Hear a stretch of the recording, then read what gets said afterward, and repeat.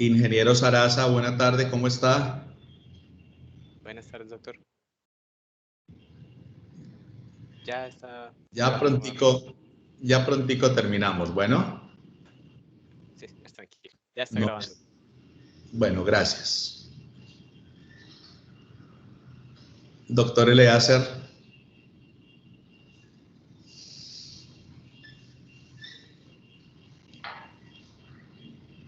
Sí, señor juez. Ya aquí terminando la revisión, es que la verdad el expediente es bastante extenso y a veces uno se le pasan cosas. Doctor, señor magistrado, señor Togado, del mayor respeto. doctor Teodoro. Sí, doctor, aquí presente. Perfecto. Doctor Eleazar, acabamos de notificar el fallo que produjimos en este asunto. Por ahora solamente le pregunto, ¿va a interponer algún recurso? Sí, señor juez, voy a interponer un recurso de apelación. Perfecto. Vamos a dejar por ahí, luego hablamos de las sustentaciones. Doctor Teodoro. Sí, doctor, cuénteme. Acabamos de notificar la sentencia, pronúnciese por favor. Doctor, conforme con la decisión de ustedes, honorables conjueces. Gracias. Doctor Jorge. Listo. Señor juez, voy a primero que todo colocar una solicitud de corrección. Es bastante cortica, porque habla sobre una pretensión que dicen que acepté, pero no acepté. Y posteriormente la apelación. Pero entonces, por metodología y procedimiento, sería escuchar la corrección, a ver si corrigen o si no corrigen, posteriormente ya se pueda apelar todas las partes, lo que vamos a apelar. ¿No se está escuchando, doctor? Tiene el micrófono apagado. Es respecto a la segunda pretensión, que yo dije no la acepto, ha perdido temporalidad, y usted indicó lo acepto, y al margen que de pronto indicar allí, digamos que si hubiera una L en vez de una N, la literatura completa, digamos el recuento que dice no la acepto, que es lo que dice para... Doctor Jorge, ya tiene el uso de la palabra. Listo. Realice su actuación, por favor. Bueno, en este instante voy a interponer solicitud de corrección conforme al artículo 286 del CGP, que indica toda providencia en que se haya incurrido en un error puramente aritmético de ser corregida por el juez que la dictó en cualquier tiempo de oficio solicitud de parte mediante auto. Si la corrección se hiciere luego de terminado el proceso, el auto se notificará por aviso. Lo dispuesto en los incisos anteriores se aplica en los casos de error por omisión o cambio de palabras o de alteración de estas, siempre que estén contenidas en la parte resolutiva o influyan en ella. Al yo manifestarme sobre la segunda pretensión, yo lo que estoy es no aceptándola, diciendo que ha perdido temporalidad. Que la segunda pretensión lo que decía era que se instara a los trabajadores que volvieran a los puestos de trabajo. Y el despacho dijo que la acepté. Ya, ahora bien, al margen que se hubiera equivocado una N de una L, la literatura completa muestra que no estoy aceptándola. Ya, porque era eso, o sea, que decía, si todavía están en esas actividades, que regresen a tus puestos de trabajo. Entonces, dejo esa claridad acá a ustedes, al despacho y a toda Colombia, y pueden verificarlo, que es no acepto esa pretensión, no la acepté. En ese orden de ideas, de manera muy respetuosa y muy sucinta, interpongo la solicitud de corrección que conforme el 286 en el presente caso es totalmente procedente. Si bien puede sonar una tontería, digamos, de un pedacitico, pues que puede tener injerencia en lo que tiene que ver incluso la segunda instancia. Muchas gracias, señores magistrados.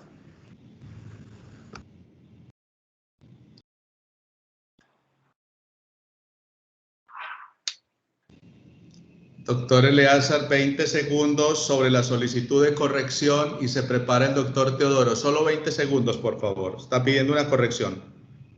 No, gracias, señor magistrado. No, la única observación es que creo que no tiene ninguna consecuencia sobre la decisión, es lo que yo comprendo. Entonces, claro, quedan puertas a que usted decida sobre la corrección a efectos de si afecta algo para proceder a la apelación.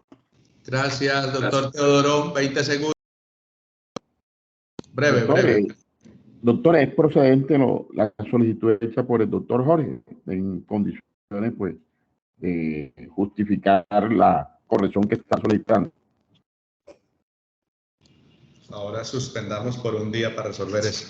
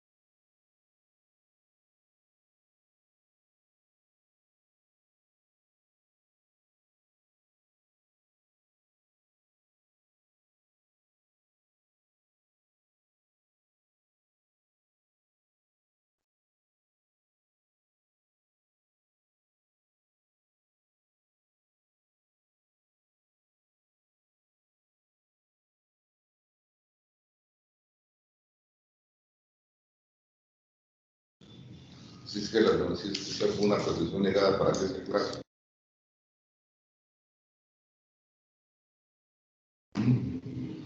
Bueno, procedemos a doctor Jorge Enrique. ¿Dónde anda? Jorge Arturo, aquí. Ah, por eso, pero yo estoy buscando a Jorge Enrique. Ah, perdón. Doctor Jorge Arturo, bueno, quédese con cámara abierta, por favor. Entendemos que el tribunal entiende que usted está solicitando que se corrija la sentencia porque en ella se consideró que usted había aceptado la segunda pretensión de la demanda. Entendemos que ese es el planteamiento suyo. Sí, claro, o sea, simplemente digamos que se diga que no, no que vayan a cambiar la sentencia. Resolviendo, abogado. Ok. Y el artículo 286 del Código General del Proceso habla de que es posible hacer las correcciones de la sentencia. Es posible hacer las correcciones a la sentencia cuando se ha incurrido en errores por omisión, cambio de palabras o alteración de estas. Omisión, cambio de palabras o alteración de estas. Tiene que aparecer en el texto que se omitió una palabra. Tiene que aparecer en el texto que en vez de una palabra se colocó otra. O definitivamente debe haber alteración en alguna de las expresiones de la sentencia. La corrección que usted pide es innecesaria y no hay lugar de ella porque la pretensión segunda, la pretensión tercera y se dijo las demás pretensiones de la demanda fueron negadas. Luego, si hubiera habido error, no tiene ninguna trascendencia ni produce ningún efecto en el contexto de la sentencia que se acaba de proferir.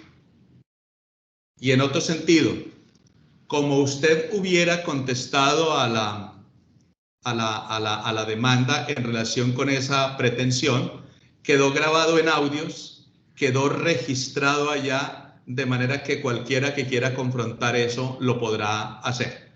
Si la segunda instancia lo requiere, seguramente lo verificará, pero con esa motivación, en consecuencia, se niega la solicitud de corrección que pretende. La decisión queda notificada en estrados. Señor doctor Eleazar, por favor.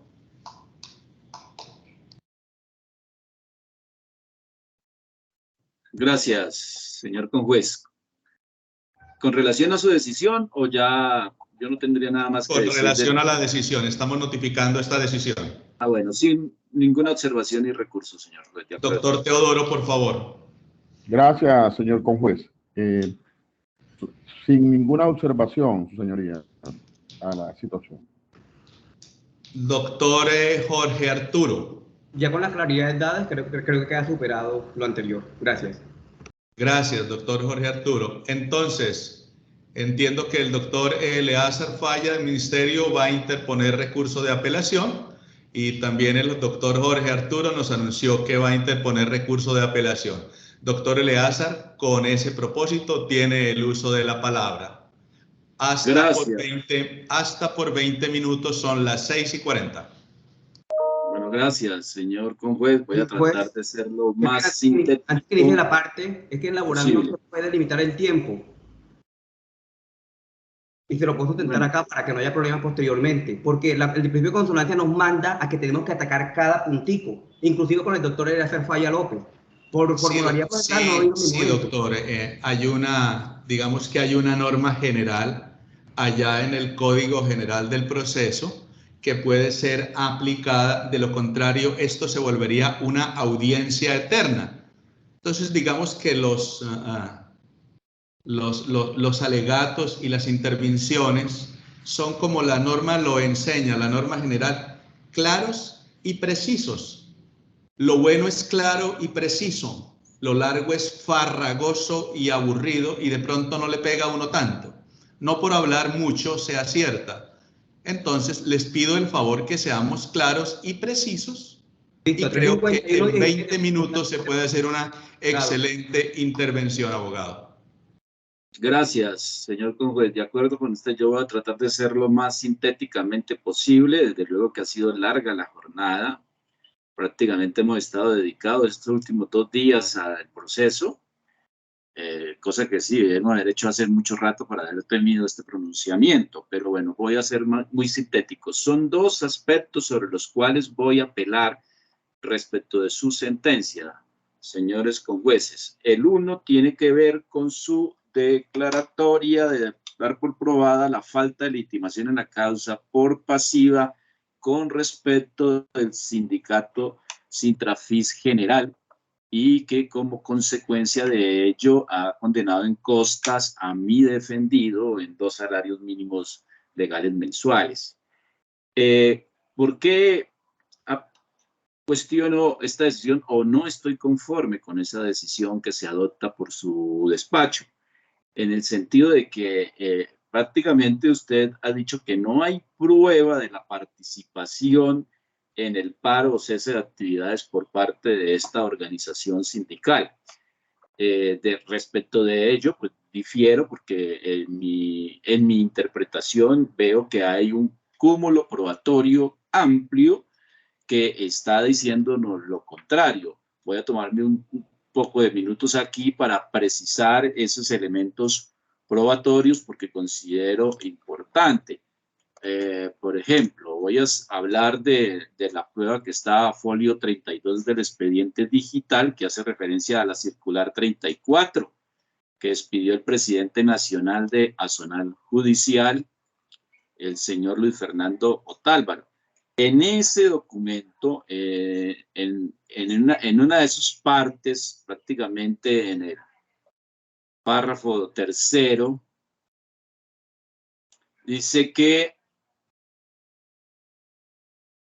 aproximadamente hay un 80% de los despachos judiciales del país que están dentro de la actividad, de esta actividad. E igualmente, más adelante, informa que se han vinculado y el apoyo de otras organizaciones de la rama judicial que han manifestado especialmente, y allí menciona algunos, y a los que yo quiero referirme, habla de la Asociación Colegio de Técnicos Criminalísticos del CTI, la Asociación Nacional de Fiscales, especialmente quiero referirme a esos 2 aspectos, es decir, está refiriéndose al apoyo de las dependencias de la rama judicial que tienen que ver con la fiscalía.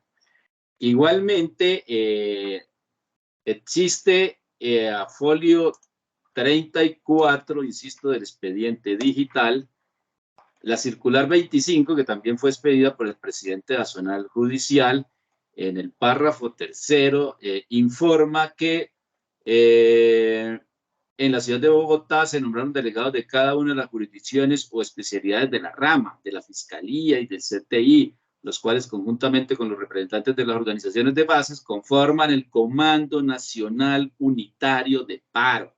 Es decir, está diciéndonos allí que todas las organizaciones sindicales que pertenecen a la rama judicial, a la Fiscalía de la CTI, conforman el Comando Unitario de Paro.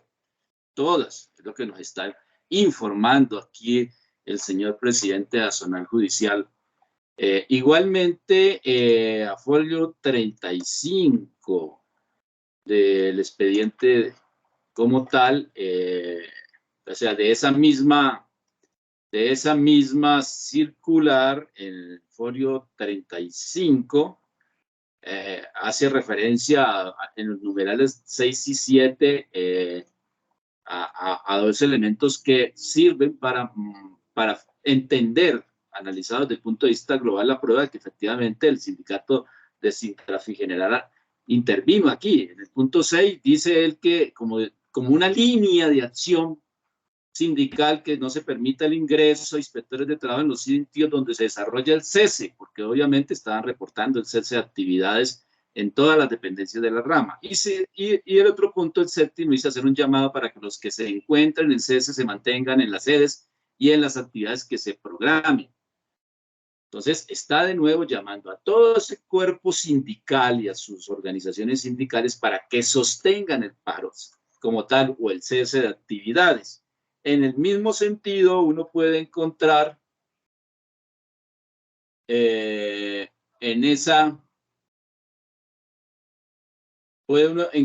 por ejemplo, en el folio 40,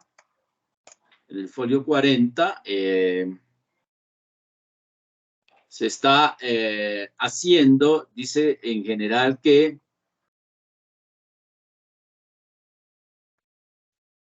excúsenme un segundo, por favor, para detectar el...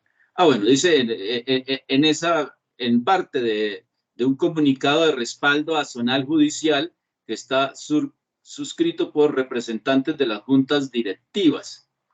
En ese parte dice que rechazamos los ataques personales a través de las redes sociales contra nuestro presidente nacional, los cuales tienen como objeto desinformar a la opinión pública y deslegitimar y desmotivar el valioso y preciso trabajo del compañero Tálvaro Calle en favor del justo movimiento social de los trabajadores de la rama judicial y de la fiscalía, que reclama el mejoramiento del poder judicial y la nivelación salarial. Es decir, aquí sigue haciendo énfasis que en la fiscalía hubo cese de actividades y que el movimiento sindical es el que está avalando todo ese cese de actividades como tal. En el mismo sentido, uno encuentra que en el folio 48 aparece un acta de constatación de cese de actividades que levantó el Ministerio del Trabajo en la Dirección Territorial de Casanare. Y allí informa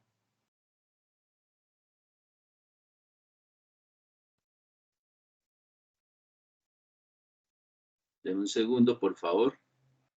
Bueno, no encuentro específicamente, paso por alto eso para no retenerme demasiado en ese punto. Decía, me he equivocado, bueno, decía que en la circular 32 que aparece a folio 46 del expediente digital, hacen mención de que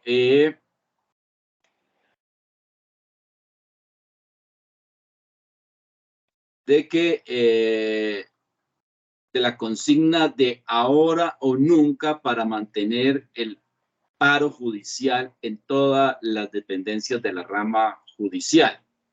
¿Sí?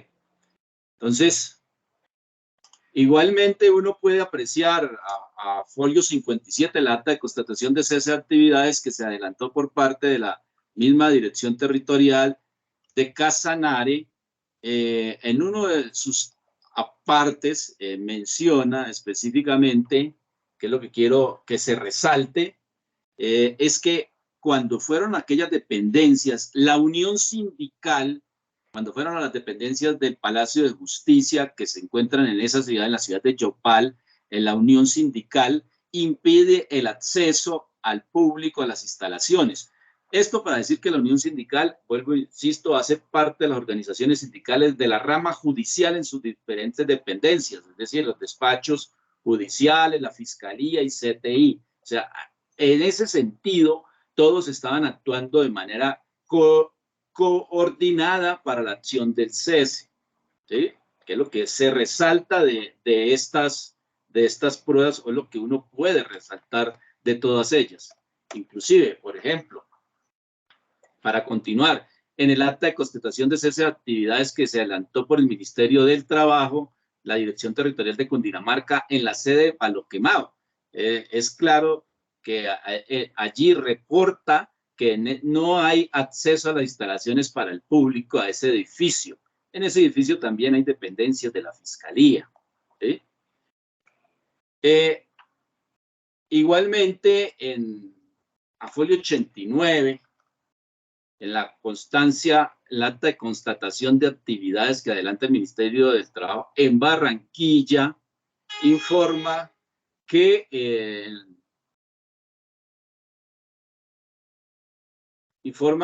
en las sedes de la rama judicial, todas, incluida la Fiscalía, no hay atención a público en esas sedes. Bueno, todo esto también para llegar a concluir que efectivamente el sindicato al cual estamos haciendo referencia, Sintrafis General, efectivamente sí apoyó el paro y sí actuó. En el oficio 1648 que el señor conjuez hizo referencia para acceder a la falta de legitimación por pasiva, informa que si bien ellos hicieron una información de que la Fiscalía informa de que Sintrafis General apoyó la organización sindical, pero que no hay elementos precisos. En ese oficio, en el oficio de la Fiscalía, el 1468 del 19 de octubre del 2020, ellos hacen referencia que aparece en el Orfeo un documento radicado 4962 del 25 de octubre de 2012.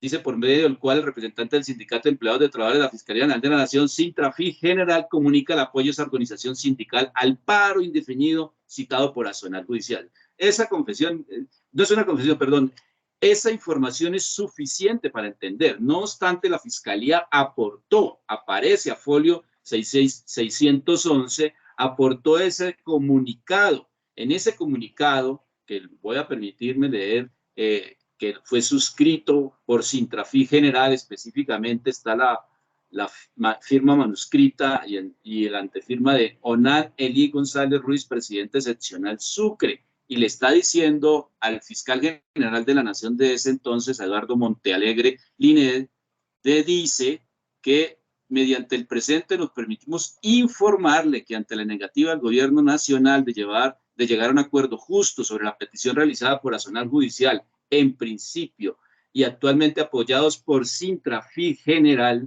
de aplicar la nivelación salarial contemplada en la Ley Cuarta del 92 que vincula a empleados y trabajadores de la rama judicial y la Fiscalía General de la Nación, fue convocada una asamblea extraordinaria de afiliados de esta seccional el día 23 de octubre de 2012 en horas de la tarde. En esta se aprobó por unanimidad la participación activa de los empleados y trabajadores de la Fiscalía General de la Nación en el paro indefinido o indefinido, cuya hora de inicio será a partir de las 8 a.m. el día viernes 26 de octubre del presente año.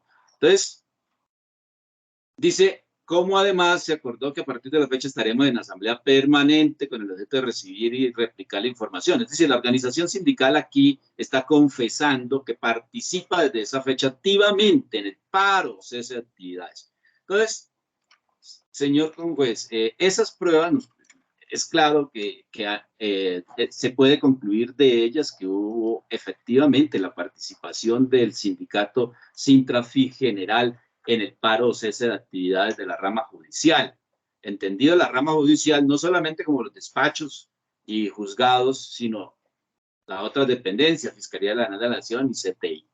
De hecho, eso fue, esta es una prueba reina en el sentido de que está confesando su participación. Entonces, no podemos desconocerla como tal. Y en ese sentido es que yo, obviamente cuando se desate el recurso de apelación, pido que no se dé por probada la falta de legitimación a la causa por pasiva, porque efectivamente ese sindicato sí participó en la organización y en el cese de actividades como tal. Y como efecto de ello, pues que se revoque la medida que se adoptó de condenar en costas a mi representado. Primer punto. Segundo punto es lo que tiene que ver con el contenido de la sentencia específicamente. Es claro, cuando uno revisa las pretensiones que invoqué en nombre de mi representado, uno encuentra que efectivamente, deme un segundo, voy a ir directamente a la demanda, uno encuentra que efectivamente, pues, esta es una demanda que se formuló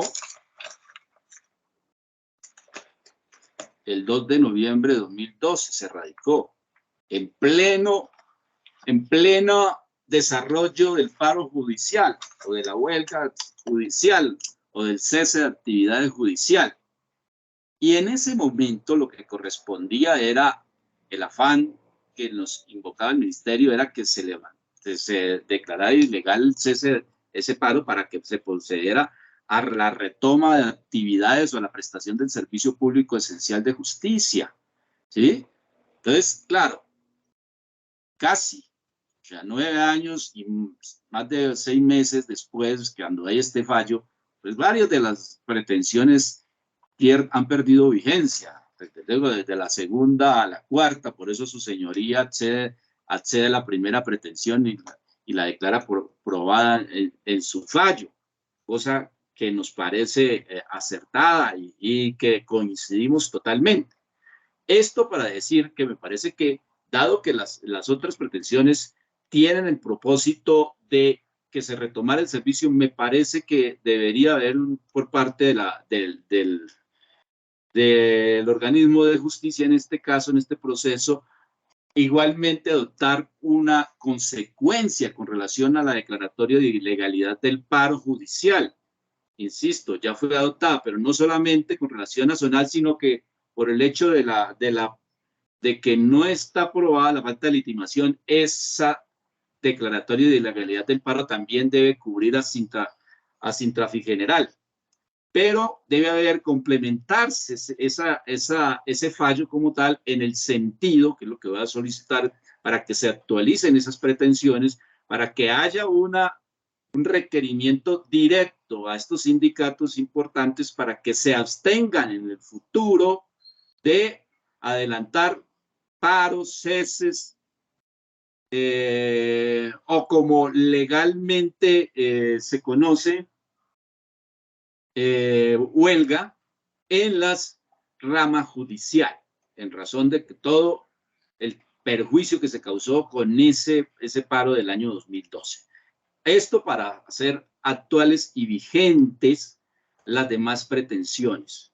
Entiendo yo todo este proceso con la dilatación que ha sufrido, pero creo que es justo que dado que se concede la primera pretensión, las demás tienen ese efecto de hacer efectivo la consecuencia de la declaratoria de ilegalidad del paro judicial por el momento y el tiempo que estamos viviendo, 10 años después de un fallo, se actualice esa pretensión para que se requiera, y en ese caso, por así decirlo, a través de una justicia reparatoria o resarcitoria, si se quiere, se requiera, se actualice el fallo, ordenando que estos sindicatos se abstengan en lo sucesivo de adelantar paros, cese de actividades o huelgas en la prestación del servicio judicial esencial de justicia. En estos términos, señor conjuez, dejo presentada mi recurso de apelación. Ya lo informé, primero para que no se tenga por probada la falta de legitimación en la causa con relación al sindicato de la Sintrafi General, y como consecuencia de ello se exonere del pago de costas en contra de mi representado, que en la parte del resuelve se incluya entonces a que se declare la ilegalidad no solamente con relación a zonal, sino también con relación a Sintrafi General, e igualmente a esta última entidad se le condene en costas por razón de la revocatoria que estoy pidiendo de la excepción de fondo decretada hasta ahora en favor de Sintrafi General. E igualmente el segundo punto es que se actualicen las demás pretensiones en el sentido de que en el fallo se requiera para que estos sindicatos en lo sucesivo se abstengan de adelantarse ese paro de actividades con relación a la prestación del servicio público esencial de justicia. Dejo hasta aquí, señor conjuez. Muchas gracias. Gracias, doctor. Por favor, doctor Teodoro. Perdón, doctor Jorge. Ok. Si es tan amable. A minuto 4:10:25 indico y cito el artículo que es norma específica, el 66A, que habla: la sentencia de segunda instancia, así como la decisión de autos alegados, deberá estar en consonancia con las materias objetos de apelación. De igual forma, indico de entrada la sentencia de erradicación 71927 del 24 de octubre del 2017, que indica que no se puede limitar el tiempo, a minuto 4:10:45. Dice: no obstante, enseguida se observa que en ese momento de la vista pública el juez advirtió que la abogada de la demandante tenía 1 minuto para concretar la sustentación, frente a lo cual este reprochó que el otro extremo contó con un tiempo ampliamente superior. Al contestar la demanda, el despacho aclaró que eran escenarios procesales distintos, y luego que el juez decidió suprimir la palabra apoderada, permitiéndole su uso solo una vez consiguió recurso de apelación, frente a lo cual la toga interpuso apelación y nulidad, que fueron despachadas desfavorablemente. Para esta sala, la Corte, el manejo que le dio el juez de primera instancia a la referida situación no se acompasa con las reglas jurisprudenciales descritas, en la medida que obstruyó indebidamente la sustentación de la apoderada, pese a la importancia mayúscula que tiene este acto procesal, que por demás irradia en la garantía del debido proceso y el derecho de defensa. Dejando claridad con eso, indico que hubo una equivocación grave por parte de los togados. No podía el suscrito tachar un documento de falsedad, porque para tacharlo, primero que todo, tiene que estar en el expediente, y ustedes indicaron ciertas actas no estaban en el expediente y no fueron tachadas ni desconocidas. Aparte, a ustedes les va a emitir una certificación el Consejo Superior de la Judicatura, por decirlo. La tacha de falsedad procede contra la falsedad material, señores, no la ideológica. Es decir, la falsedad ideológica es que esté un documento y lo suscriba quien lo suscribe. Al margen. Doctor Jorge, ¿sí? Recuerde que es su oportunidad para plantear sus razones de derecho al superior. Estoy de haciendo manera por que eso. no las pierda, es para plantearle sus derechos al superior. A nosotros ya no nos tiene que hablar, no, señor. Claro que ver el superior. Es decir, que los documentos, el superior no podía yo tachar ni desconocer un documento que no fue firmado por Azonal Judicial, ni juez. Se tacha un documento que dicen que fue suscrito por uno. Y a la vez el trámite de la tacha lo que pueden hacer es cotejar firma. La falsedad ideológica no le cabe tacha, sino se desvirtúa con otros medios probatorios. Pero tampoco se puede tachar un documento que no esté en el expediente, y de ahí parte de lo que ustedes indicaron. Ciertas actas no fueron aportadas, pero aún así no fueron tachadas ni desconocidas. Tenía que estar físicamente aportado en el expediente para tacharlo o desconocerlo, y sobre eso el Consejo de Estado ha dicho: en relación con lo precedente, también indicó un documento auténtico cuando exista certeza sobre la persona que lo ha elaborado, un manuscrito firmado, o cuando existe certeza respecto a la persona que atribuyó el documento, y esta autenticidad se presume en los documentos públicos y privados emanados de las partes o terceros, en original o en copia, elaborado, firmados en manuscritos, además los que contenga reproducción de la voz e imagen. Acorde con ello, dedujo que la presunción de autenticidad de los documentos puede ser virtuada a través de la tacha de falsedad, la cual procede tratándose de documentos privados sobrescritos, definitivos y preparatorios. El artículo 269 del Código General del Proceso dice: la parte a quien se atribuya, a mí no se atribuye, ni a Azonal Judicial, un documento afirmándose que está suscrito o manuscrito por ella, Azonal Judicial no lo suscribió, podrá tacharlo de falso en la contestación de la demanda si se acompañó con esta. Ahí no está. Aun cuando eso aplicara, y en los demás casos en los que cursó la audiencia en que se ordene tenerlo como prueba. Partemos de que ustedes indicaron, citaron actas de Yopal, que por demás lo que se podía deducir de allí es el 193, porque ustedes indican que queda aprobado de que de ciertos despachos no hubo un cese total de los despachos judiciales, y que en ciertos despachos judiciales había corpus, tutelas, etcétera. Lo dijeron literalmente, señores togados. Es más, Yopal Casanare quedó probado, eso también quedó probado sobre Bogotá. Y sobre eso tenemos claramente que el artículo 167 del Código General del Proceso incumbe a las partes probar el supuesto de hecho de las normas que consagran el evento jurídico que se persiguen. Aparte, en materia laboral, prueba quien está en mejor posición de probar. La carga probatoria era de ellos, no de nosotros. Y la Sala de Casación Penal, magistrado por Interior Salazar Ramírez, sentencia SC 1426-2016, dijo: por otra parte, ningún valor probatorio podía darse a la declaración de los actores que carecen de fuerza demostrativa, porque a nadie le está permitido crear su propia prueba, ni a las copias remitidas por el Juzgado Segundo Civil del Circuito de Neiva, del proceso que allí adelantó Marta Lucía Ramírez, dado que no cumplían con los requisitos de la prueba trasladada, a faltar calificación de ese despacho sobre que fueron practicadas válidamente. Sobre un proceso de huelga y para probar, dice la Corte Suprema de Justicia, Sala de Casación Laboral, radicación 77-382. Lo atrás referido ha sido utilizado para recabar en casos como el presente. en que solo es viable acceder a las pretensiones de la demanda que generaron este procedimiento especial cuando esté plenamente demostrada la participación de la organización sindical en los hechos que se alegan, y ha sido estricta la Corte en negar los pedidos cuando no se muestran tales presupuestos. Ahí la indiqué. Dichos precedentes se traen a colación para la definición de este punto, en tanto el primer punto de resolver se limita a establecer si efectivamente se encontrará la participación de las organizaciones sindicales demandadas en el cese de actividades. Tenemos entonces que el artículo 193 del Código General del Proceso habla de la confesión por apoderado judicial. La confesión por apoderado judicial valdrá cuando para hacerla haya recibido autorización del poder dante, lo cual se entiende otorgada para la demanda y las excepciones. Las correspondientes contestaciones, la audiencia inicial y la audiencia del proceso verbal sumario. Cualquier estipulación contrario se tendrá por no escrita.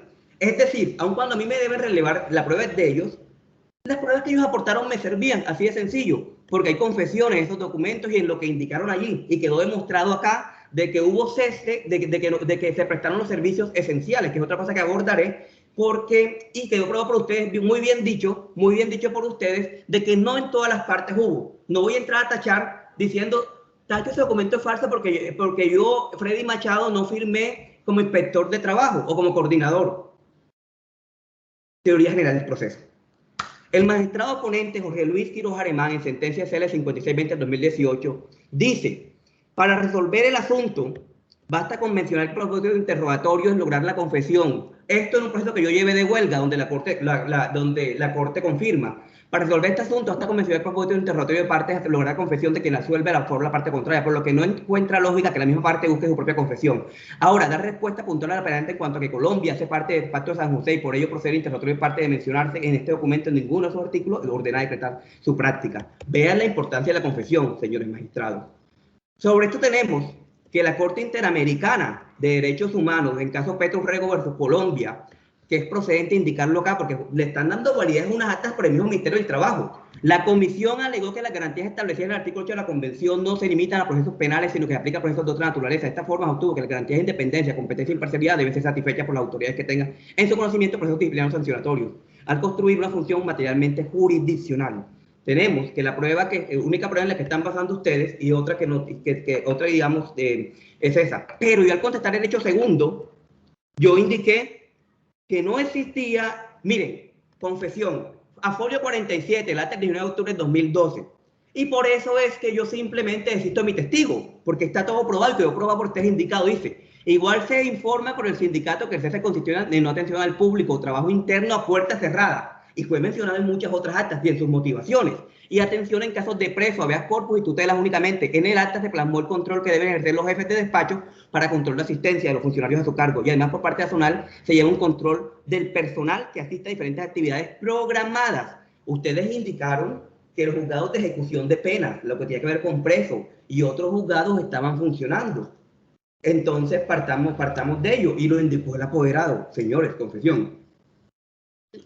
Ahora el margen, porque no te queda totalmente claro, porque según eso me da a entender que no importaba que fueran 5 despachos, pero no se puede interrumpir absolutamente nada. Ustedes indicaron una sentencia, y en la sentencia indican cese general de actividades.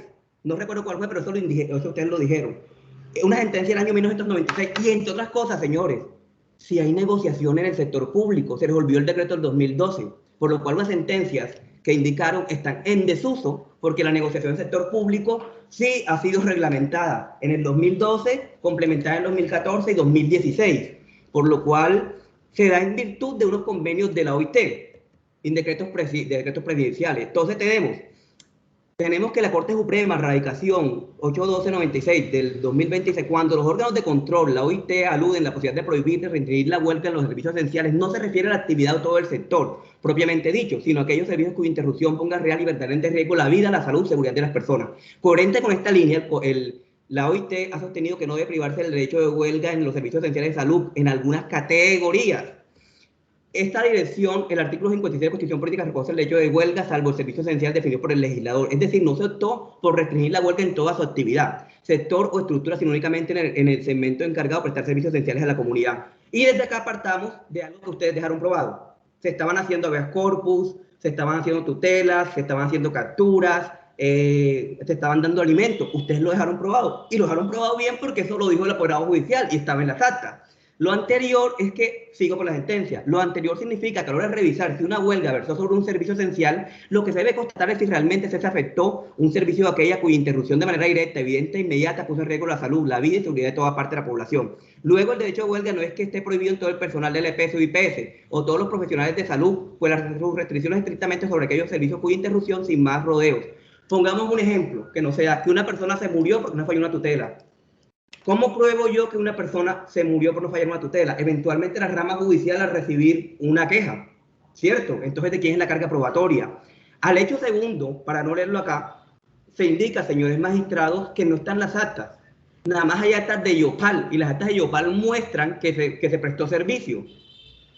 Dicen, no haya, en Cúcuta no hay subdirectiva zonal judicial. Ya. Y dicen, los togados y de otras ciudades no se aportaron y no importa porque no las tacharon y no aceptó. ¿Cómo tacho yo lo que no está en el expediente?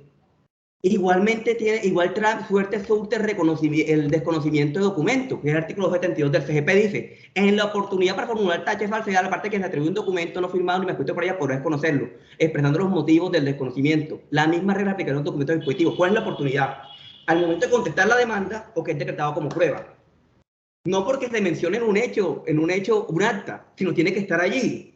Eso es lo importante. Entonces, no tiene sustento ni fáctico ni jurídico indicar que no se tachó algo. Ahora bien, sobre las comunicaciones comunicaciones sindicales.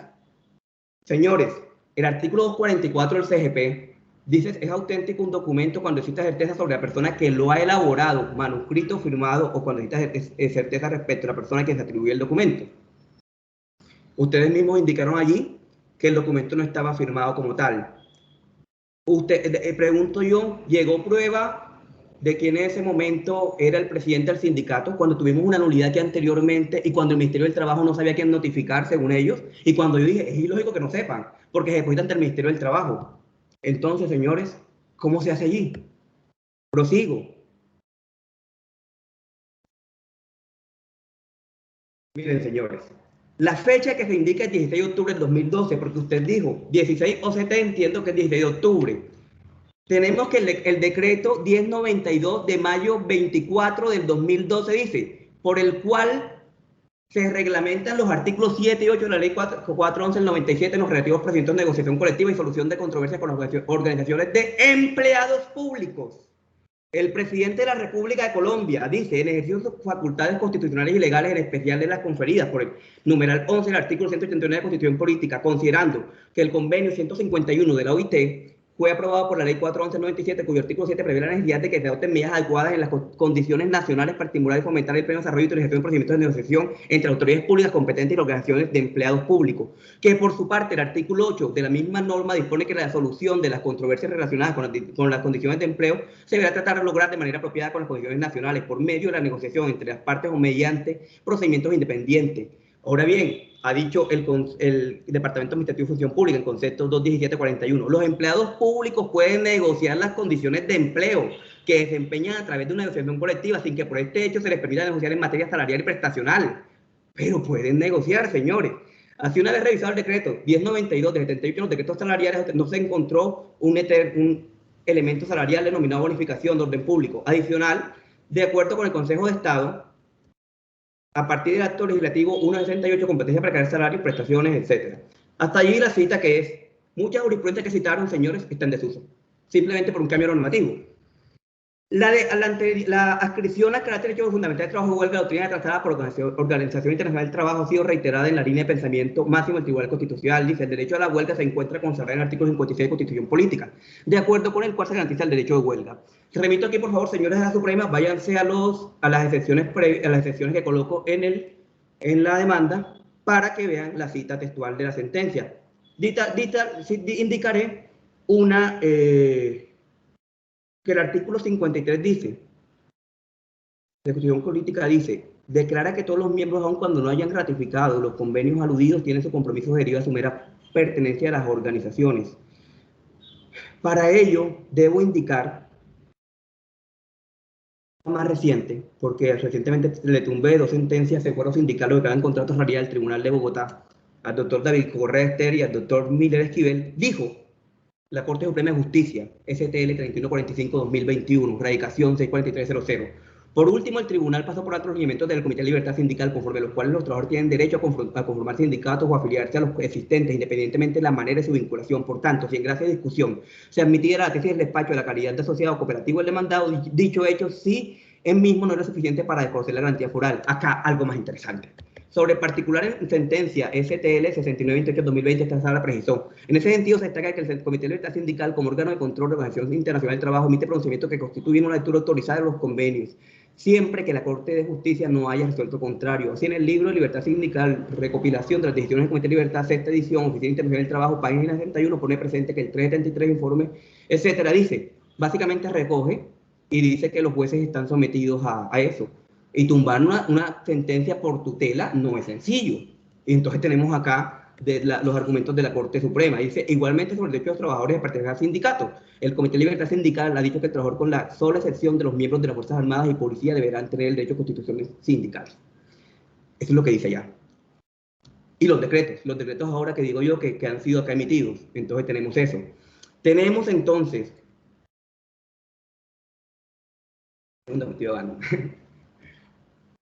Tenemos entonces, señores Togado, que las pruebas que están aportadas como tal eran generadas por el mismo Ministerio del Trabajo. E incluso hay, y quedó probado por ustedes, que habían actividades esenciales las cuales estaban realizando. Dijeron que no había actas de otras ciudades, que no podía ver la totalidad digamos, del cese. Ya, pero entonces dijeron que porque yo no taché las actas, no las desconocí, entonces haciendo mi carga. ¿Cómo tachan lo que no está en el expediente? Por eso lo digo ahí de manera clara. Por eso la Corte Suprema, sala de casación, magistrado Ariel Salazar Ramírez, en radicación, dice, por ejemplo,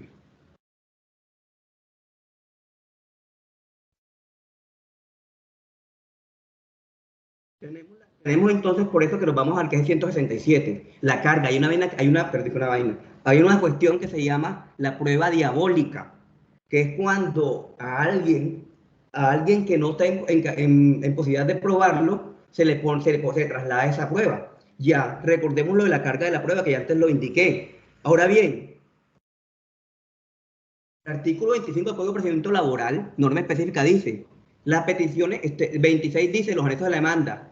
La demanda deberá ir acompañada de los siguientes anexos: las pruebas documentales y las anticipadas que se encuentren en poder del demandante.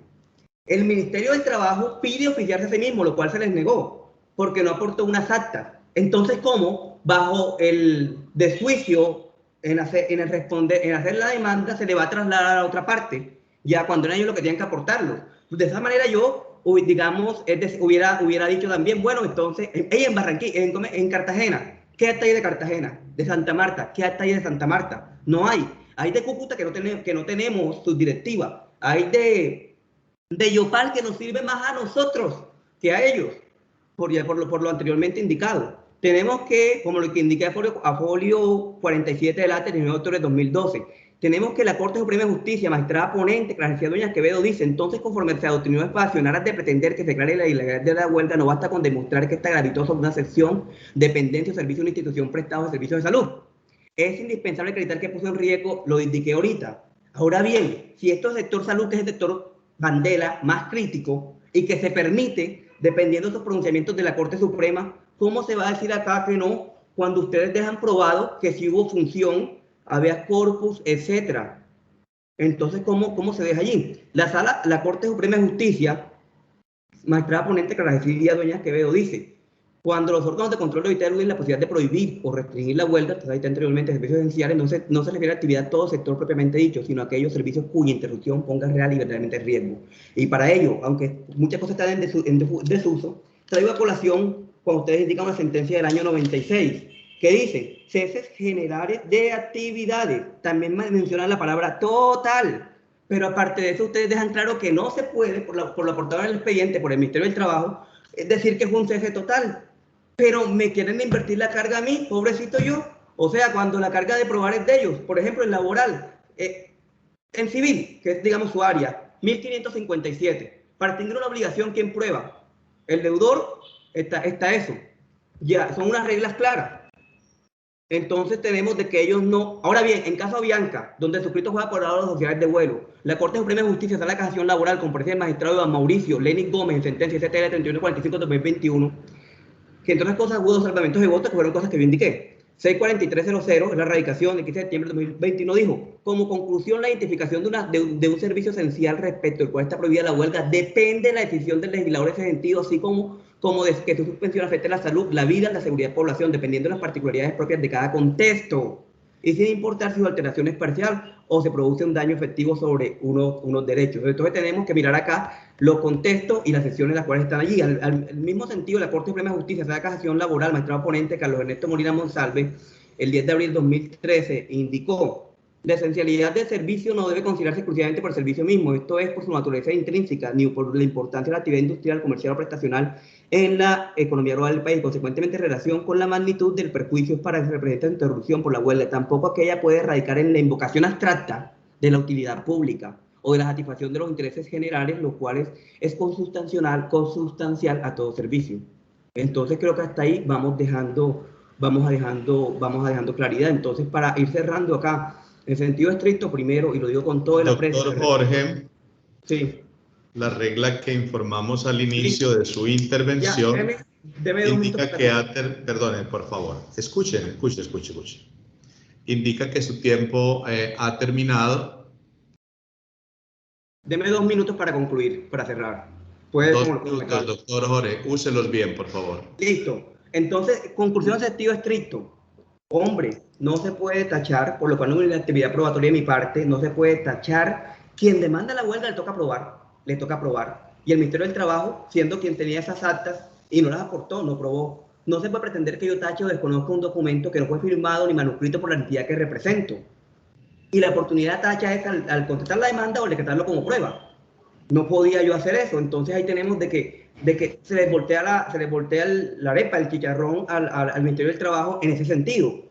Pero en Yopal Casanare hay unas actas las cuales dejaban claridad de que el servicio se prestó en fiscalías, etcétera, para presos, para ver datas y todo eso. Entonces eso está allí. Aparte de eso, ustedes dejaron probado, dijeron, no se puede dejar probado que hubo interrupción en todos lados. Eso lo dijeron como tal. Pero dicen que yo no me opuse a unas actas que no están. No puedo tachar ni conocer unas actas que no están. Y no porque un hecho mencione un acta que no existe o que no fue aportada, yo puedo tacharla. Eso es así simple. Ya, aparte, sin Fiscalía ni siquiera existía en ese momento, entre otras cosas, la otra organización. Entonces, en ese orden de ideas, también teniendo en cuenta que se debía haber, que quedó probado acá, porque eso lo dijo el despacho, que los servicios que estaban prestando, y que no se puede tener como esencial todo con la manifestación abstracta, solicito a la Sala Laboral del Tribunal Superior de Bogotá que proceda a revocar la sentencia acá como tal, a confirmar la prescripción que en su momento, con todo respeto, indico, ha debido ser estudiada conforme indicó el salvamento de voto del doctor Clara García Dueña y el doctor Iván Lenis, porque es un auto que terminaba el proceso, por lo menos una de las partes. Ya, y entonces ha debido ser confirmada ya para poder seguir, no como se hizo en este caso. En ese orden de ideas, señores, dejo sentado mi recurso de apelación. Gracias a Dios creo que alcancé a tocar cada uno de los puntos como motivo de discordia. No se me está escapando, creo que no me escapa ninguno. Y concluyo.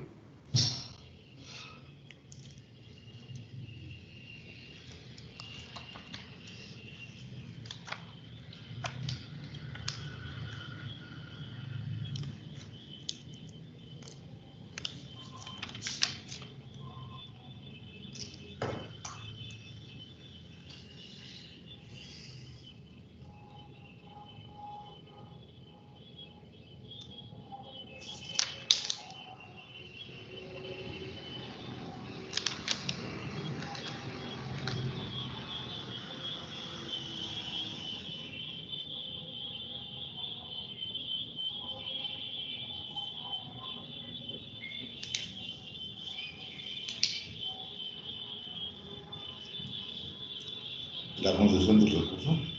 Ok, sí, gracias. Bueno, de acuerdo con el artículo 129A, numeral cuarto,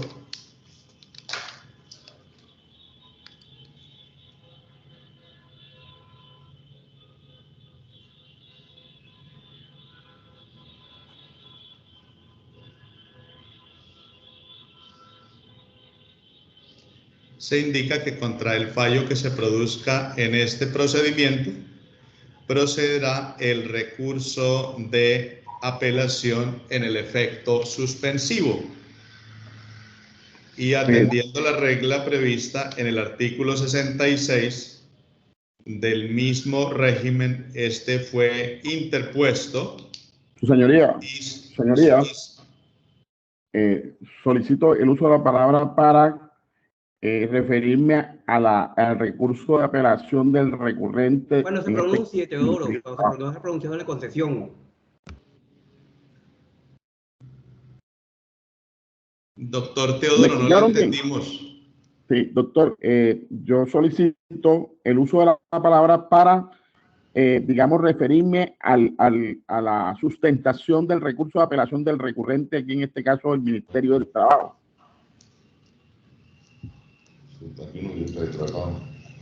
Vamos a pronunciarnos ahora sobre la concesión de los recursos. Les pediríamos el favor que nos permitieran desarrollar esa actuación, porque si no resultaran concedidos, pues no habría lugar a ninguna intervención, ¿verdad? Entonces decíamos que además, conforme al artículo 66 del Estatuto Procesal del Trabajo, pues ese recurso ha sido debidamente interpuesto en oportunidad y adicionalmente sustentado. Los recursos de apelación interpuestos y sustentados han sido los del Ministerio del Trabajo y los de Azonal Judicial. Entonces, dichos recursos se conceden en el efecto suspensivo para ante la Honorable Corte Suprema de Justicia, Sala Laboral. Y desde esta oportunidad, señor juez, interpongo para que las cosas queden un poco claras, le informamos a la Corte Suprema de Justicia, Sala Laboral, que está pendiente por resolver un recurso de apelación interpuesto por Sintra Fisgeneral contra el auto que negó la excepción previa de inepta demanda. También está pendiente por resolver un recurso de apelación interpuesto por el Ministerio del Trabajo contra el auto que declaró la excepción previa de prescripción que fuera propuesta por Azonal Judicial. Igualmente está pendiente de decisión el recurso de apelación que fue interpuesto por Azonal Judicial porque el tribunal le negó la prueba de oficios que había solicitado. Y también informamos a la Honorable Corte, Sala de Casación Laboral, que está pendiente por resolver el recurso de queja propuesto contra el auto que negó la apelación frente al auto que resolvió la reposición en sentido negativo y que porque había decretado una prueba. Esos son los recursos pendientes de resolución, indudablemente con el recurso de apelación que se ha interpuesto contra la sentencia. Ahora bien, como el Ministerio del Trabajo ha formulado recurso de apelación y se ha concedido, entonces concedemos en primer lugar el uso de la palabra a Sintra Fisgeneral para que se pueda pronunciar tanto con relación al recurso del Ministerio de una vez como con relación al recurso de apelación interpuesto por Azonal Judicial. Tiene el uso de la palabra, doctor Teodoro. Muchas gracias, honorable Con la única consideración, con la misma regla, no vamos a exceder de 20 minutos, por favor. Muchas gracias, honorables togados. Con respecto de la apelación presentada por el Ministerio del Trabajo, quiero referirme en los siguientes términos.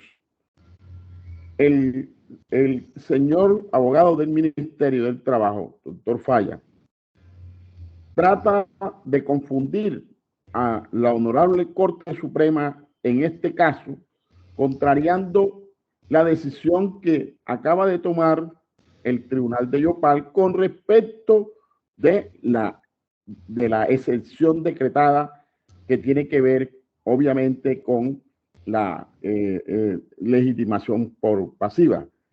En efecto, quiero manifestarle a ustedes, honorables magistrados, que el doctor o el ministerio trata de confundirlos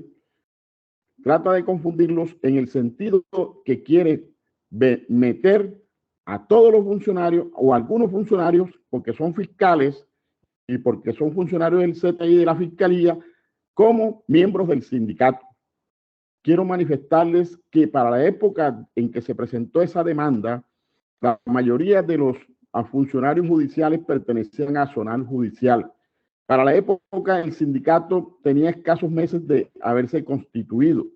Y incluso este sindicato nació en la ciudad de Montería. Y todavía es hora que ahí no hay sucursales en otras ciudades, sino prácticamente en la costa. En Barranquilla, para la época, no había sucursales, no habían afiliados. La gente no quería hacer parte de Sintrafi General. Fue dura la tarea. ¿Cómo es posible que el funcionario, o sea, el abogado del ministerio, pretende ahora crear unas pruebas? Porque las actas dicen que son funcionarios de la Fiscalía y pretende mezclarlos o incluirlos como afiliados a Sintrafi Generales. No puede darse eso. Por favor, si es que el mismo ministerio sabe quiénes son los afiliados que tiene Sintrafi General, ¿sí? En las ciudades donde hace referencia, que aparecen las actas, no existía ningún afiliado a Sintrafi General, en ninguna parte de ninguna índole. La demanda, como está diseñada, solamente hace referencia en la introducción de la demanda hace referencias a la referencia misma, donde lo coloca como demandado. En los hechos posteriores y todo ese análisis que hace este tribunal o estos señores con jueces con respecto a las pruebas ahí, son muy claras, prueba por prueba leída. Yo admiro el esfuerzo que se hace ahí con respecto a esa lectura de todas esas actas y precisamente no encuentran algo que tenga evidencia con Sintrafi Generales o afiliados a Sintrafi Generales. Por otra parte, existe un documento que es el 1468, que este documento dice que un apoyo, se habla de un apoyo al separo, no que nos estamos vinculando al cese o al paro, no, absolutamente nada. Es más, el sindicato estaba tan bichecito que estos miembros directivos tenían hasta miedo a hacer algún tipo de actividades o cese. No se podía, no tenían ni idea. ¿Sí? Solamente se limitaban a escuchar lo que el Azonal Judicial, las decisiones que tomaba. Entonces, yo, con base en esos criterios, ¿sí? Por favor, y atendiendo debidamente, muy claramente, esa lucidez con que estos señores con jueces hacen una relatoría de todas las actas, se observa que verdaderamente no existe ningún tipo de afiliados ahí y que claramente no hay ningún tipo de responsabilidad ni vínculos con esta demanda a Sintrafi Generales. Por lo tanto, se debe mantener, se debe confirmar en todas las partes los hechos expuestos ahí con respecto a esta excepción que fue declarada, probada en este proceso.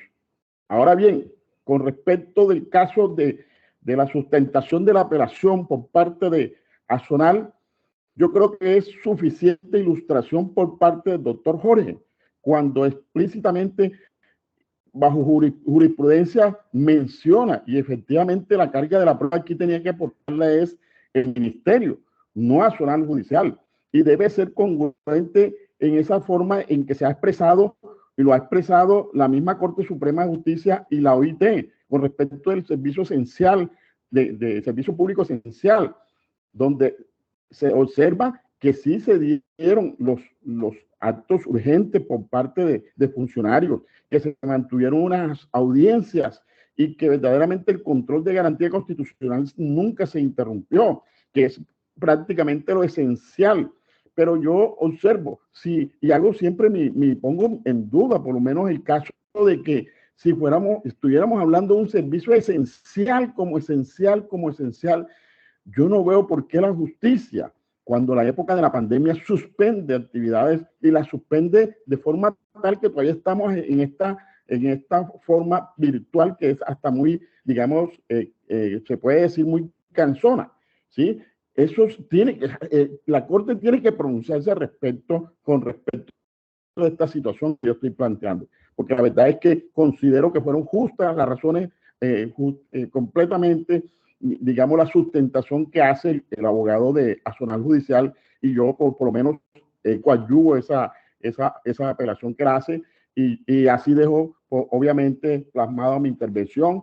Incluso yo solicito que esa apelación propuesta por parte del Ministerio del Trabajo sea rechazada, porque no puede confundir a los honorables magistrados de la Corte Suprema de Justicia en meter a unos funcionarios que hacen parte de Azonal Judicial, meterlos como afiliados de Sintrafigenerales, si no argumentó, no hizo un razonamiento material probatorio aportado en esta demanda, porque lo dice muy claramente ese refrán que nosotros conocemos como profesionales del derecho: dame la prueba y te daré el derecho. Y así es y debe ser así siempre. Muchas gracias, que tengan feliz noche y disculpen. Doctor Jorge. Listo. Bueno, primero que todo hay que tener en cuenta que el artículo 325 del Código General de Proceso. Doctor Jorge. Ajá.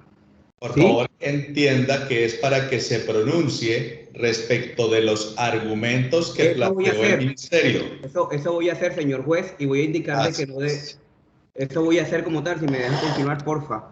Sabe que, digamos, soy bastante gráfico en la cuestión de...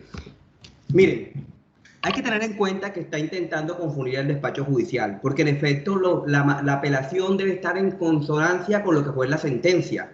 Y la apelación de él debía indicar, no modificar la demanda, sino indicar de que sí quedó probado de que el sindicato era ese. Ya. No, y los jueces indicaron de que mencionaba otro sindicato. Era lo que podía ir atacando él allí como tal.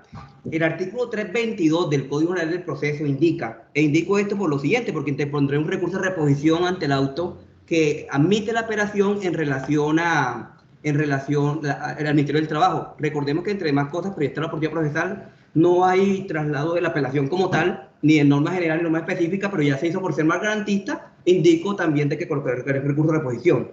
Dice el 322, que 322 dice: si el apelante en un auto no sustenta el recurso en debida forma y de manera oportuna, el juez de primera instancia lo declarará desierto. La misma decisión adoptará cuando no se precisen los reparos de la sentencia apelada, en la forma prevista en el numeral. El juez de segunda instancia declarará desierto recurso de apelación contra una sentencia que no hubiera sido sustentable. Ahora bien, de todas formas, si el fallador de primera instancia pasa por alto lo anterior, el artículo 325 nos dice, que es lo que más me prospera normalmente: si no cumple los requisitos para la concesión del recurso, este será declarado inadmisible y se devolverá el expediente al juez de primera instancia. Si fueran varios los recursos, solo se tramitará los que reúnen los requisitos. Ahora bien, el Tribunal Superior de Barranquilla, en auto, en un caso suscrito, dice sobre esta materia: Tribunal Superior de Barranquilla, noticia 4 de julio del 2019, dentro del proceso de regación 2015-65. Cuando confirma el auto proferido por el juzgado tercero laboral del circuito de Barranquilla, ¿qué dice? porque tal como lo concluyó el ACU, se observan las deficiencias procesales en la formulación de la demanda que usa el demandado, y en segundo lugar porque lo aducido como razón de recurso no fue objeto de resolución por el juez y constituye un motivo diferente al que se adujo como fundamento de aquella, por lo que en realidad no debió siquiera concederse el recurso. En el efecto, al interponer recurso de apelación, la demandada fundamenta la prosperidad de tal exertivo en la no inclusión de la pretensión de demanda en el poder especial en el que el demandante otorgó a su apoderado, cuestión que a todas luces constituye un supuesto distinto al invocar respuesta a la demanda al postular de excepción directa demanda, que tuvo como fundamento la indebida formulación de los hechos. Es más, tales argumentos esbozados al momento de la alzada constituirían una proposición a otra excepción, la cual sería la incapacidad o indebida representación del demandado. Es decir, en la sustentación del recurso se adujeron hechos que no fueron los que sustentaron o le dieron apoyo a la excepción. Prácticamente fue otra excepción que se propuso en un escenario procesal inadecuado, porque en ese motivo él tenía que insistir en sus argumentos de la inepta demanda y resulta que los cambió por otra razón, que constituye un hecho totalmente diferente al que sirvió de apoyo a la excepción que propuso la contestación, de manera que por ese lado desestima la excepción y por lo tanto no hay lugar a confirmar. Distinto hubiera sido que hubiera dicho, yo apelo toda vez de que el sindicato que yo indiqué en un inicio y el que está en las actas es Intrafiscalía. No puede pretender que porque algunas personas de la rama judicial estén ¿cómo se llama? Sean fiscales, que ya de entrada que son asociados a Intrafiscalía. Eso no tiene sentido. Recordemos que tendría que ser asociado a ese sindicato que ni siquiera estaba creado. Y recordemos que tenía que haber participado en el cese de actividades. Sobre esto, el Tribunal Administrativo de Cundinamarca, sección segunda, sucesión A, en tutela de erradicación 2018-283, magistrada ponente Carmelita Regifo Sanguino, sentencia 26 de septiembre de 2002, indicó: igualmente se advierte un prejuzgamiento, pues el informe final de la dirección de pilotos del 29 de febrero de 2018. Doctor Teodoro, lo estamos escuchando. Firmada por el director de gestión de piloto y constituye la prueba sobre la cual se apertura el proceso disciplinario, hace señalamientos tales como: me permito indicar que a través del siguiente material fotográfico, imágenes y videos publicados en los medios de comunicación masivos, se evidenció que si bien el capitán Grijalva Sánchez Guillermo no se presentó en el lugar de ese trabajo en las fechas de autoridades anteriormente señaladas, sí participó de manera activa en el cese ilegal de actividades, declarado como tal a través de la sentencia con número radicado 79047. Eso es lo que dice Bianca, que fue proferida por la Sala de Casación Laboral de la Corte Suprema de Justicia. Teniendo en cuenta lo anterior, me permito indicar que los ausentismos presentados por el piloto Grijalva Sánchez, Daniel Guillermo, en las fechas 20, 21, 26, 27, históricamente es el paro más grande que se ha tenido en la rama judicial. 20, 22, 23, y fue por horas de vuelo allá. 27, 28, 29 y 30 de octubre, 11, 12 de noviembre 2017, generados prejuicios operativos como reprogramaciones, retrasos y cancelaciones de vuelos, también prejuicios económicos administrativos. Todo es que el compañero tuvo que reembolsar el valor de los tiquetes algunos. Entonces tenemos, igualmente en esa diligencia especial de primera instancia se le plantean todas 22 preguntas formuladas de forma sesgada y subjetiva, y aunque así lo señale en su momento el abogado del señor Grijalva, ya que se limitó a expresar que son preguntas formales que solo pretendía dar claridad sobre lo sucedido. Porque es importante acá. Hay que verificar la participación, y simplemente si el sindicato no existía a esa fecha, no tenía su directiva y ya, ¿cómo va a pretender otra cosa? Ahora viene, mucho ojo con esto, porque tampoco se puede pretender darle la apelación cuando debió solicitar una adición, porque a él no le negaron las otras pretensiones. Simplemente los magistrados no se pronunciaron sobre esas pretensiones. Ojo, señores magistrados, no se pronunciaron sobre las pretensiones de lo del permiso de los despidos y las consecuencias. Al no pronunciarse sobre esas pretensiones, lo que tenía que hacer era solicitar adición en la oportunidad procesal. ¿Para qué? Para que los magistrados dijeran: sí, claramente tenemos que pronunciarnos sobre esta pretensión que fue propuesta, y como tal no nos pronunciamos, porque recordemos que, indico aquí, y ya por esto voy a cerrar, que el 280 y... Recordemos que el 280 y... Ay, ahora no lo encuentro. Que el artículo 84 habla, adición de la sentencia en concreto. Si no se hiciere, señores magistrados, ¿me están siguiendo? El 284, por favor, es que esta parte es importante. Adición de la condena en... Perdón. Adición, deme un segundo.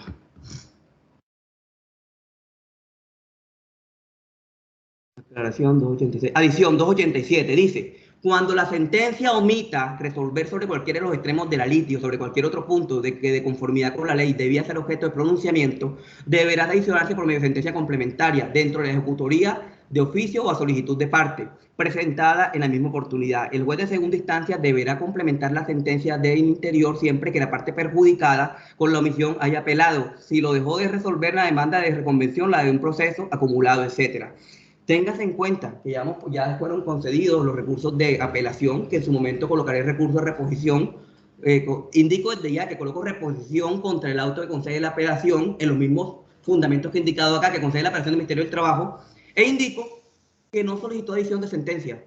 No solicitó adición de sentencia porque ustedes no dijeron, no les damos las otras pretensiones que pidieron ante el Ministerio del Trabajo, sino no se pronunciaron sobre ellas. Y al no pronunciarse sobre ellas, lo que tenían era el que solicitar adición y no lo hizo. Y las oportunidades procesales son perentorias, por lo cual, como se dice uno, no se puede después de bailar ese pedazo, como que enderezar el paso. Entonces, ahí está la cuestión. Ya, no pidió adición, no pidió adición como tal, sino que colocó fue un recurso de apelación. Ahora bien, y entiendas esto también como un recurso de reposición ante el auto que le concede la apelación al Ministerio del Trabajo. Lo digo desde ya porque, verifiquen, la apelación no tiene traslado, pero ya que tocó hacerlo acá, no voy a repetir eso. La apelación no tiene traslado como tal, tiene alegatos de segunda instancia en algunos eventos en materia laboral. Y que ahora son todos conforme el decreto 806 del 2020. En ese orden de ideas, me he manifestado sobre, más que todo, sobre la forma y del recurso de señora Falla López, y se deja sustentada la reposición contra el auto que concedió la apelación al Ministerio del Trabajo, por los fundamentos claramente indicados. Y por demás, porque como digo, en las actas no aparece el nombre del señor, de la entidad que es Sintrafiscalía, Sintrafis Generales es la cosa. Y lo que he indicado que tiene que ver con documento auténtico, con documento, digamos, que no se puede verificar exactamente quién es la persona también que firma. Y para eso no había que tachar, porque la tacha, como les dije anteriormente, procede contra la falsedad material. Cuando una certificación cogen y cambian aquí una fechita o cambian algo. Pero si yo trabajo en Avianca y me da una certificación laboral de recursos humanos que dice que que no trabajo en Avianca, pero el gerente de recursos humanos me da una certificación que trabajé en Avianca, no procede la tacha de falsedad como tal, sino ahí es una falsedad ideológica, que es cuando la persona que realmente tiene el cargo y puede emitir el documento consigna algo contrario a la verdad. Muchas gracias, señores magistrados. Entonces, claro, coloqué recurso de reposición al acto que admitía la apelación del Ministerio del Trabajo, obviamente no es mío.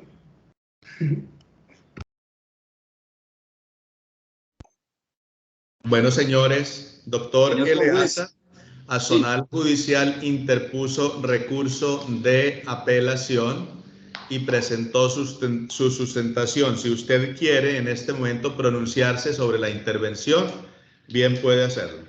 Gracias, señor conjuez. Sí, Fue reposición, señor juez. Creo que en particular hay que sacar del error a mi estimado colega Jorge Arturo, porque entiendo que usted lo que está haciendo es un traslado de la apelación y su sustentación para efectos de que nosotros en el ejercicio del derecho de contradicción y defensa nos pronunciemos con relación al traslado. No, nada tiene que ver con relación a la decisión que usted ya adoptó de conceder los recursos de apelación. Esto para que quede en el plano netamente procesal con toda la claridad del caso, porque está interponiendo un recurso de reposición contra que él mismo lo resuelve. Inclusive, primero no es la oportunidad, segundo lo que estamos ejerciendo es el recurso, los derechos de defensa, estimado colega. Y en ese sentido, contra un auto que ya decidió la apelación, no procede un recurso de reposición. No obstante, para eso no es que se le está corriendo traslado. Pero bueno, quiero decirle con relación a los argumentos que él ha presentado, es decir, al apoderado de Azonal Judicial, en su recurso de apelación, que prácticamente se concentró en cuestionar mis argumentos respecto de la apelación que hice para que se revoque la decisión que se adoptó por su despacho de declarar probada la falta de legitimación a la causa por pasiva en favor de Sintrafin General. Esto lo interrumpo, doctor Eleazar. Abogado Jorge, deje la cámara encendida. Escuche la intervención del doctor Eleazar tal cual él escuchó la suya, por favor. Es lo mínimo que esperamos en esta clase de audiencias. Bueno, esas son las actitudes de él durante toda la audiencia, ha sido eso. Bueno, entonces, en ese sentido, para decirle que él no está, Yo le pido respeto, él no está legitimado para entrar a cuestionar los argumentos, porque no, la causa no lo une. Insisto, mis argumentos de apelación fueron contra la decisión de ustedes de declarar probada la excepción de fondo de falta de legitimación en la causa por pasiva en favor de Sintrafi General. Entonces, no entiendo por qué él viene ahora pues a sentirse afectado y se duele de esa situación. No está legitimado para entrar a pronunciarse respecto de eso, sino exclusivamente Sintrafi General y su apoderado como en efecto lo hizo. E igualmente, para decirle que en este caso hay que saber cuál es el propósito de este proceso. El artículo 129 del Código General del Proceso del Trabajo dice, ahí está, este es un proceso especial para calificación de la suspensión o paro colectivo de trabajo. Eso es lo que se hace en este proceso. Aquí no es para leer jurisprudencias extensas, a ver si yo encuentro una partecita para lo acomodo a mis argumentos. No, nuestro derecho es normativo. No es consuetudinario, no es jurisprudencial, no es eso, nuestro derecho es normativo. Aquí usted demuestra los fundamentos de hecho y le darán el derecho. Y en ese sentido, el pronunciamiento de los jueces está absolutamente claro, está fundado en las pruebas, en los hechos que yo formulé, que están probados, y en ese sentido, por esa razón, conceden la pretensión que yo solicité, la primera, para decirle que las pretensiones del 2 al 4 hubo pronunciamiento de los señores conjueces en el sentido de decir que no se podían acceder a ellas porque se estarían desactualizadas en su contenido y no habría lugar a solicitar ninguna adición que usted cree que se debe hacer procesalmente. No vamos a hacer una clase aquí de derecho procesal, sino a referirnos puntualmente a lo que usted en su recurso de apelación ha formulado. Entonces, para decirle que la actuación, la decisión está ajustada a derecho en cuanto a acceder a la pretensión de declarar ilegal el paro, el cese, la huelga de la rama judicial del año 2012. Y en ese sentido, por eso es que cuando apelé, solicité que hubiere en segunda instancia una actualización de esas pretensiones como la consecuencia de la declaratoria de la ilegalidad, dado que las pretensiones formuladas en el año 2012 al día de hoy han perdido total y absoluta vigencia. El otro aspecto que se pronunció el apoderado de Azonal Judicial es el que tiene que ver con que se le decrete o se le declare a su favor la excepción de prescripción. Sobre eso, pues quiero decirles que igualmente la excepción que él la fundó en el artículo 94 del Código General del Proceso, porque él dice que la notificación a su representado se hizo después del año. Sobre eso y accedió pues, con jueces a eso y yo apelé, pero reitero en ese sentido que se equivoca en cuanto que el auto que admitió la demanda fue del 12 de marzo del 2019 y con fundamento en ese auto se hicieron notificaciones personales para el caso suyo. El 19 de junio del 2019 se le hizo la notificación personal a Luis Fernando Otálvora en su momento como representante legal de Azonal Judicial. Fue esa razón por la cual cuando se adelantó la audiencia, en ese caso, cuando en ese entonces obraba como curador ad litem en nombre de Azonal Judicial, interpuso el curador la excepción de prescripción, excepción de nulidad, porque él entendió que la notificación se estaba haciendo una persona diferente. Pero valga decir que ahí no había ninguna intención de defraudar la ley, porque de acuerdo con los certificados de existencia de esa organización judicial, de Azonal Judicial, que fueron expedidos en el año 2012, porque es obviamente lo vigente al momento de la presentación de la demanda, no años después, decían que era esa persona, Luis Fernando Tálvora, el que era el representante legal. Por eso, cuando subió a la segunda instancia, la Corte Suprema de Justicia, en su decisión del 13 de noviembre del 2019, declaró la nulidad de todo lo actuado desde la notificación que se hizo el 19 de junio del 2019. Es decir, porque se le notificó a una persona que era diferente a la representante legal y en su defecto, por eso los conjueces procedieron a actualizar esa situación y decidieron en su auto del 13 de agosto del 2020 ordenar que se notificara a Azonal Judicial con base en la actualización del registro del archivo sindical, que lo actualizara a esa fecha.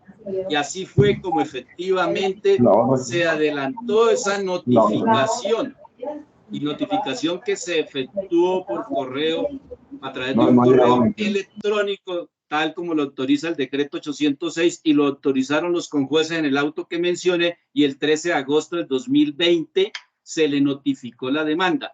Estoy haciendo referencia a todo esto para dar a entender que no se puede calcular el año que sea del artículo 94 del Código General del Proceso desde el auto admisorio de la demanda, porque me dio una nulidad que se realizó el 13 de noviembre del 2019, que retrotrajo toda la actuación. Quiere esto decir que el año para contabilizarse tiene que hacerse desde cuando, empezando desde cuando se admitió la demanda hasta cuando se declaró la nulidad, y luego volver a recontarse el término desde la fecha del 29 de julio del año 2020, cuando los conjueces determinaron y ordenaron la notificación a Azonal Judicial, entre una y otra, la que se hizo efectiva, como ya lo dije, el 13 de agosto del año 2020. Es decir, ese reconteo del año no había operado y no se podía tomar desde el auto admisorio de la demanda, en especial porque aquí no ha habido mala fe para obrar, sino que la desactualización del tiempo, por el tiempo y la dilación en este proceso, hizo que se mediara un cambio de representante legal en Azonal Judicial. En esos términos, señores conjueces, dejo entonces mi pronunciamiento en ejercicio del derecho de defensa respecto del recurso de apelación que presentó el apoderado de Azonal Judicial. Aprovecho porque seguramente ya será la última intervención para darle las gracias a ustedes, señores conjueces. Si bien han sido 2 jornadas muy exigentes, la verdad, hace mucho rato no tenía la oportunidad de participar en esto, fueron 2 días intensos, les agradezco por toda la gestión y que hubiéramos llegado a feliz término en la decisión de este proceso en primera instancia. A los demás apoderados les agradezco también por su presencia, e igualmente al doctor Jorge Arturo, al doctor Teodoro, al doctor Jorge Arturo, que por las diferentes cosas que hemos tenido aquí inconvenientes, entiendo que son de tipo litigioso, pero les agradezco a todos su presencia y bueno, esperando pues que se resuelva este asunto en la segunda instancia. A todos muchas gracias, señor conjuez, y creo que esta ya será mi última intervención. Muy gentiles. Gracias. Hemos escuchado los recursos de apelación, hemos escuchado las sustentaciones y hemos dado traslado de las apelaciones de la sustentación de los recursos de apelación a las contrapartes. Con esta actuación damos por concluida la audiencia. Esperamos que tengan. Está pendiente el recurso de reposición, y si no habría una nulidad, que es el numeral 6 del artículo 133. Es un auto interlocutorio y a los autos interlocutorios le cabe recurso de reposición. Por lo menos pronúnciese aunque vaya a negarlo, para efectos de no tener ninguna nulidad, señor conjuez. Porque el 133 numeral 15, cuando se emiten las oportunidades para solicitar, decretar, practicar, perdón, cuando se emite la oportunidad para alegar de conclusión, para sustentar un recurso, de correr su traslado. Es un auto interlocutorio y de hecho las alegaciones en sí no tienen traslado, por eso yo enseguida indiqué allí y se quede constancia de eso. Pronúnciese sobre los argumentos. Doctor, pare. Ya. Aunque lo nieguen, que resuelvan En el momento en que esta sala concedió el recurso de apelación, perdió competencia para pronunciarse con cualquier actuación subsiguiente. Bueno, la nulidad puede ser indicada antes o después de audiencia. Artículo 134. Entonces, seguramente se la resolverán en segunda instancia, doctor. Bueno, mande que ensaya, pero voy a dejarla planteada. Interpongo nulidad conforme al artículo 133 del Código General del Proceso y es la oportunidad porque indica el artículo 134, oportunidad y trámite. Las nulidades podrán alegarse en cualquier instancias antes que esta sentencia o con posterioridad a esta si ocurrieron a ella. Y es competencia de ustedes resolver. Si no se los digo, les devuelven el expediente, porque han devuelto varios, incluso la Corte Constitucional. Dice el artículo 133, causal de nulidad, el proceso es nulo en todo o en parte, solamente en los siguientes casos, e indica el numeral sexto, cuando se omita la oportunidad para alegar de conclusión o para sustentar un recurso de correcto traslado. Tenemos que el auto que concede el recurso de apelación es un auto interlocutorio, por lo cual le cabe el recurso de reposición claramente. Y al caberle el recurso de reposición fue sustentado por mí. Y por lo que van a procesar, porque lo digo, y no estoy criticando de que den traslado las apelaciones, porque debería hacerse. Sin embargo, la norma en ninguna parte dice que se da traslado las apelaciones. Se dan alegatos en segunda instancia en algunos casos y ahora en todos los casos por conforme el decreto 800. Entonces tenemos, y me permito indicar lo siguiente para que vean que se han devuelto los tribunales. Segundo. Y digo que con esto, al indicar jurisprudencia, hombre, no sustenta que uno sea académico, no quiere decir que tenga nada más que decir las cosas sin sustentarlas, cuando tiene las herramientas para hacerlo. Ya procedo a indicarles. Doctor, en aras de la precisión y la claridad, Ajá.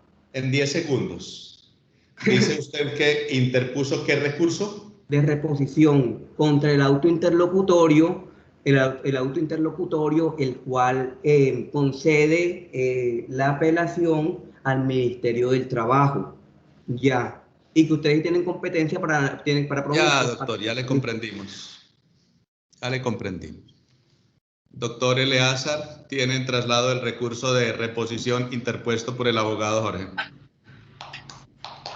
Gracias, señores jueces. Creí que iba a ser mi última intervención, pero bueno, le pido que seamos todavía más breves. Perfecto. Mire, resulta que la decisión de conceder el recurso de apelación es una decisión que ustedes ya adoptaron como tal y contra la cual no procede un recurso. Y uno revisa el artículo 65 del Código de Procedimiento Laboral, dice contra qué es lo que proceden recursos. Y el de reposición dice que contra los autos interlocutorios, pero si uno se va a lo que dice sobre la apelación de sentencias de primera instancia, dice exclusivamente el artículo 66, dice que una vez interpuesto el recurso, el juez lo concederá o negará inmediatamente. O sea, eso es un auto básicamente de trámite, donde se verifican requisitos y tal, contra el mismo no procede ningún recurso. Sería tanto como negar el recurso a la doble instancia contra una sentencia definitiva. En ese sentido, entonces, obviamente para mí no hay ninguna causal de nulidad, es absolutamente improcedente el recurso de reposición. Gracias. Doctor Teodoro, ojalá en menos de 10 segundos. Buenos, honorables abogados, yo pongo en consideración de la sala el recurso que presentó el doctor Jorge, toda vez que pues considero que fue oportuno y basado en normas establecidas como tales. Gracias. Gracias por la brevedad. Miren, para resolver ese recurso de reposición de Jorge Arturo Rivera, consideramos lo siguiente. Por favor, tengan en cuenta la actuación surtida. Proferimos la sentencia, la notificamos y cada uno de los intervinientes cada uno de los intervinientes manifestó si interponía o no recurso. Ministerio del Trabajo dijo que interponía recurso de apelación.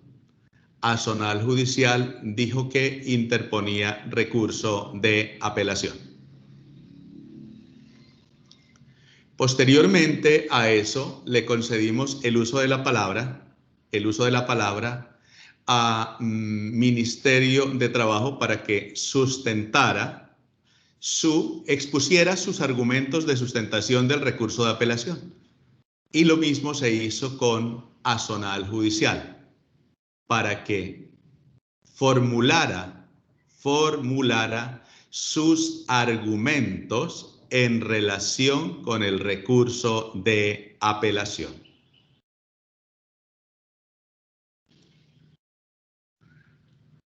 Adelantamos esa fase y cada uno adelantó su sustentación.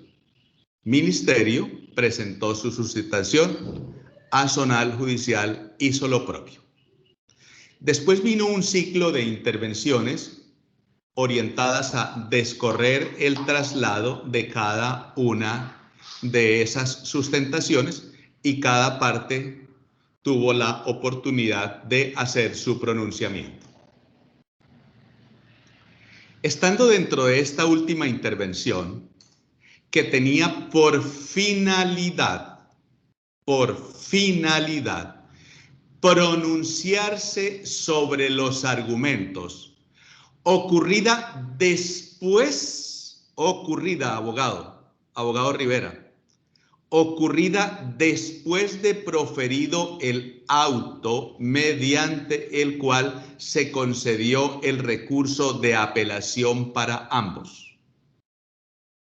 Mediante el cual usted, a través de ese recurso, pretende que la primera instancia haga un ejercicio de valoración de los argumentos de la parte para acudir en alzada. Metódicamente, la valoración de certeza o equivocación de los argumentos que se plantean como sustento de la apelación no son competencia del inferior, sino del superior. Aquí solamente podríamos hacer valoración por falta de haber sustentado el recurso, pero que esté bien o mal sustentado, que le guste al abogado Rivera o al abogado Eleazar o al abogado Teodoro, resulta indistinto. O que cada uno, o que los argumentos correspondan o no correspondan al criterio de cada uno de los, ponga atención, abogado Arturo. Se me había caído algo, doctor. Que los argumentos de cada uno de los apelantes le parezcan o no le parezcan a la contraparte, eso resulta intrascendente porque van orientados a convencer al superior. El ejercicio de valoración, de apreciación de esos argumentos, no lo hace el inferior, no tiene competencia para eso.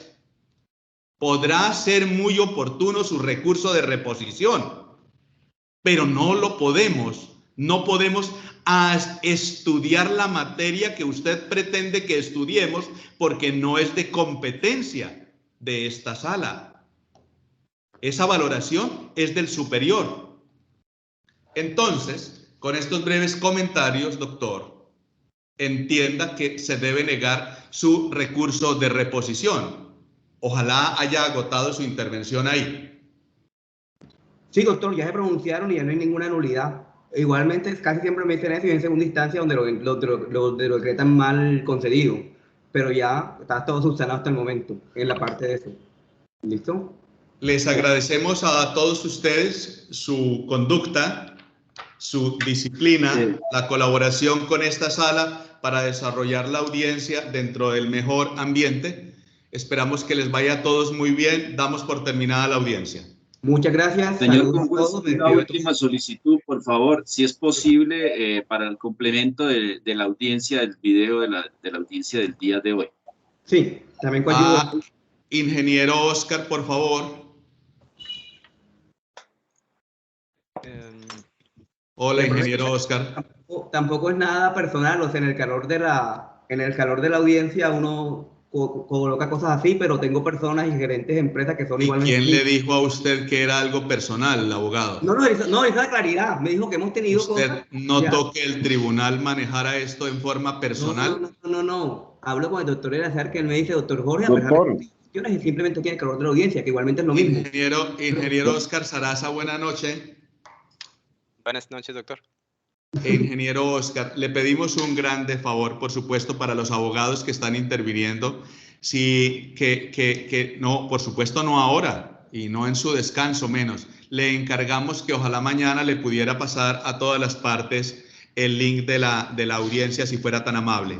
Sí, señor. En el correo en el que se cita la audiencia van los enlaces donde se publican, pues, en la medida de las posibilidades de la descarga y la carga de los archivos. Ahí se van a quedar publicados doctor, todos y los el videos de audio, las audiencias. Seguramente será larguito. Ingeniero, Estuvo demoradita la descarga del de ayer, pero trataremos de hacerlo muy pronto para que lo tengan en su poder. Muchas gracias a todos. Muy buena doctor, noche. Gracias. Sí, Estén señor. muy bien todos. el acta de la audiencia. Mañana en el transcurso del día, yo creo que ya tendría que estar disponible en el enlace que dice enlace de consulta del proceso.